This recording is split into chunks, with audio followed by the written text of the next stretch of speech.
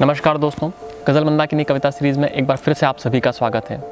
कृष्ण कथा के वर्णन में सबसे मनोरम और श्रृंगारिक वर्णन अगर किसी का आता है तो वो है महारास का। महारास के दौरान भगवान श्री कृष्ण हर एक गोपियों के साथ एक अनेक रूप में परिवर्तित होकर के रास रचाते थे। यह कथा तो हम सभी ने सुनी है, लेकिन मैंने यहाँ कल्पना की है कि अगर कृष्ण को गोपियाँ इतनी प्रिय थी तो मुरली भी प्रिय थी। अगर वह कृष्ण महारास के दौरान अपनी मुरली की तान में खो जाते हैं तो गोपियों का क्या हुआ होगा। यह कविता भी इसी दृश्य पर आधारित है कि कृष्ण से गोपियाँ निवेदन कर रही हैं कि आप मुरली को छोड़िए और हमारे साथ महारास रचाइए। तो आइए शुरू करते हैं।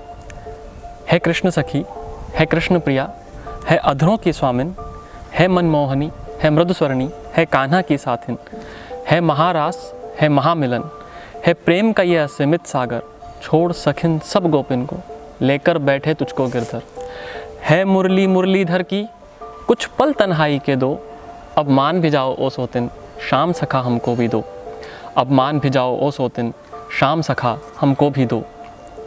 है कृष्ण प्रेम की अनुभूति, तुम प्रेम राग की सरिता, करती विचलित व्याकुल मन को, तुम सप्त स्वरोमयी कविता। मंथन है व्याकुल मन का, प्रेम में डूबे तन का, कान्हा को पाने का, कान्हा से मिलने का।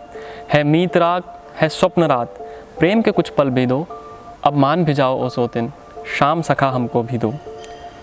तुम जीवन का अमर राग, कान्हा सबके हैं प्राणधार, तुम बहती शीतल सी मंद बयार, कान्हा है मधुबन का श्रृंगार। गिरधर जीवन के ज्योतिपुंज, तुम माधव की अमिट प्यास, तुम बिंद सूने सब सकल राग, तुम वीणा का स्वर प्रवाह। है देवी वशीभूत करण की, जागृत नटवर नागर दे दो, अब मान भी जाओ ओ सोतिन, शाम सखा हमको भी दो। अब मान भी जाओ ओ सोतिन, शाम सखा हमको भी दो। दोस्तों, अगर आपको मेरी ये कविता पसंद आई हो तो इसे लाइक करें और अधिक से अधिक लोगों तक पहुंचाने में मेरी मदद करें। और अगर अभी तक आपने इस चैनल को सब्सक्राइब नहीं किया है तो प्लीज़ इसे सब्सक्राइब करें। धन्यवाद।